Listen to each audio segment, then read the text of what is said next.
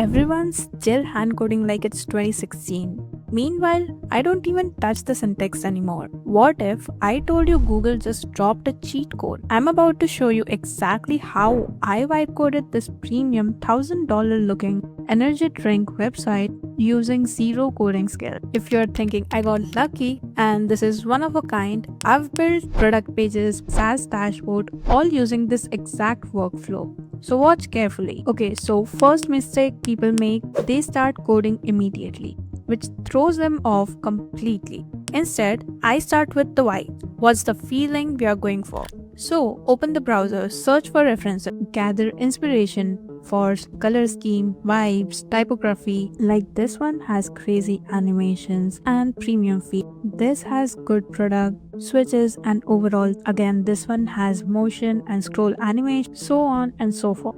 Once you gather these, you'll have a clear idea of exactly what you want in your website. You're even free to take screenshots for visual references. Okay, moving on, we are in Antigravity. First off, let's open a folder, click on this and create a new folder if you want. Give the permission and here you'll have the folder open. Now on your left, you'll have the file explorer. On your right, you'll have the agent which will help us to create this whole website. And in the center, you have your file viewer. So here's where normal tutorial loses it. AI is powerful, but it's also kind of dumb without guidance, which is why we'll create a file called agentmd. So in my agentmd file, I'll add in all the necessary details like what components to make, what designing to use, which tools to use, which technology stack is required for our website, etc. Just watch that. So this is my agentmd. I have my tech stack, project setup, stylings and themes, architecture of project,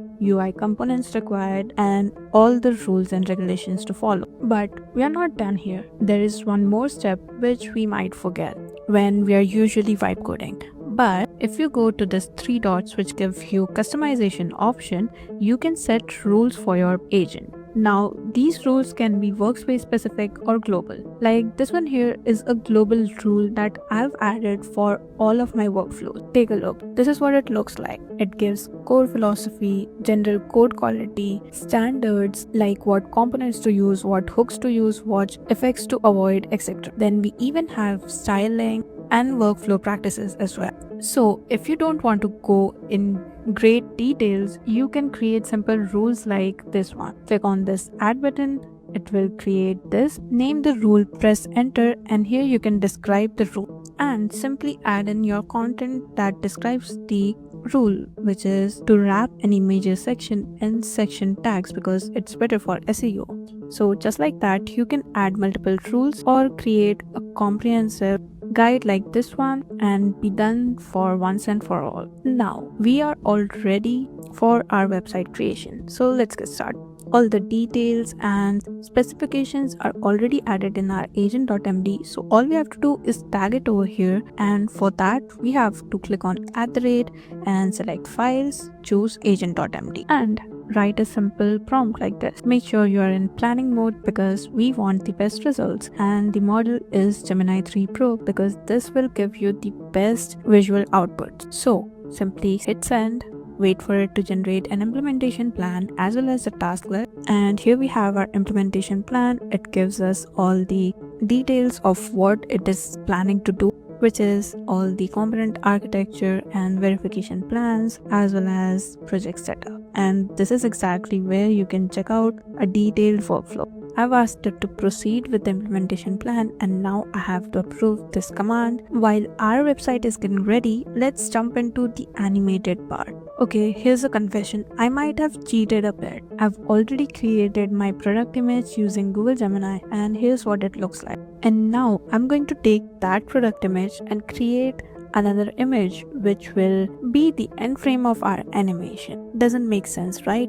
But you will understand it in just a minute. So here I have my product image and this is the prompt I'm using, basically asking to make my product drown in sea or some sort of water body, so it will give some cool effect. Going to choose the image creation tool and the thinking model, and this is the result that I got. Now, to actually create the animation, we are going to use Google Flow, but I'm trying to create a video in Gemini as well. So we can take whichever output is better.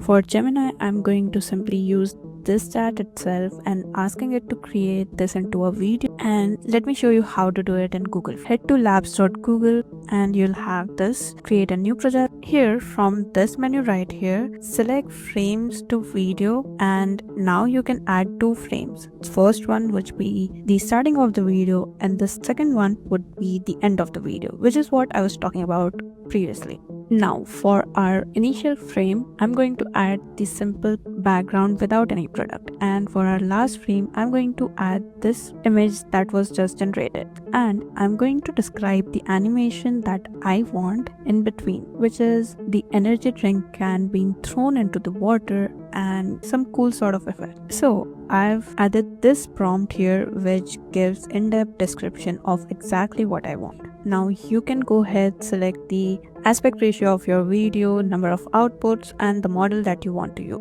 I'm going to stick with Veo 3.1 and that's it. I'm going to wait for it to generate the video. And here we have our video and this is what it looks like.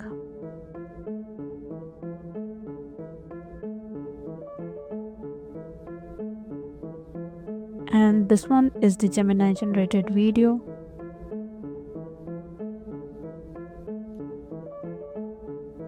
Somehow I like this one better because it's more faster and there's a lot of movement. So I'm going to download the suite, but I cannot put this directly into my website because that wouldn't be interactive enough. So what I'm going to do is convert this video into images, to be exact sequence of images. So when we scroll, it will look like the video is playing, for which I'm using easygif.com.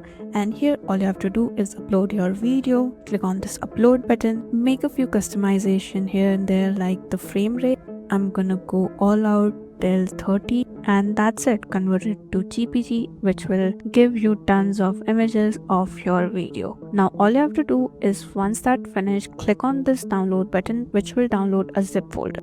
And this is my extracted zip folder which I will copy into my project directory. So I've added the project as well as my product images, which are these in the assets folder. And let me show you the website that we have so far. So this is what we have and this is the animation we get and this is the whole website. There are a few placeholders because it doesn't have the data yet because I did not upload the product images, which will be added to both of these sections. So now I'm going to ask it to create a scroll motion using these image frames and also add these product images in the placeholder. So here first I've described the animation that I'm looking for in simple words and also describe the changes that I want in the mode section as well as the gallery. While it's trying to create, you can check this out. It's actually testing the website on its own. Isn't that cool? So let's wait for it to finish. Okay, so here we have our output which looks like this, and now this is the mode section that we just created and here's what it looks like. And after this we have this reviews and lastly we have this gallery as well as a footer. So that was it. We have the navigation bar as well, which works fine, and that would be our animated website ready without needing to code anything.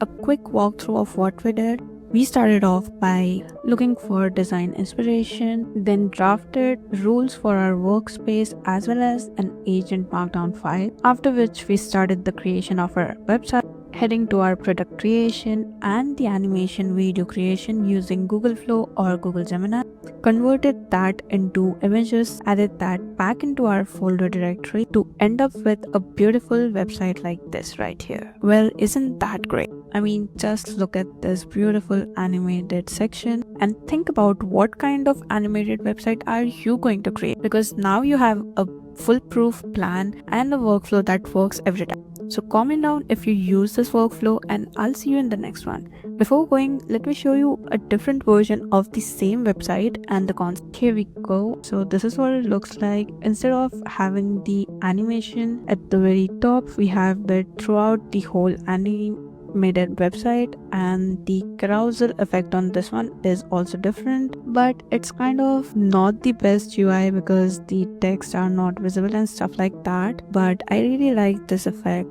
because it's much better, and that's it. So go try out and create your own animated website.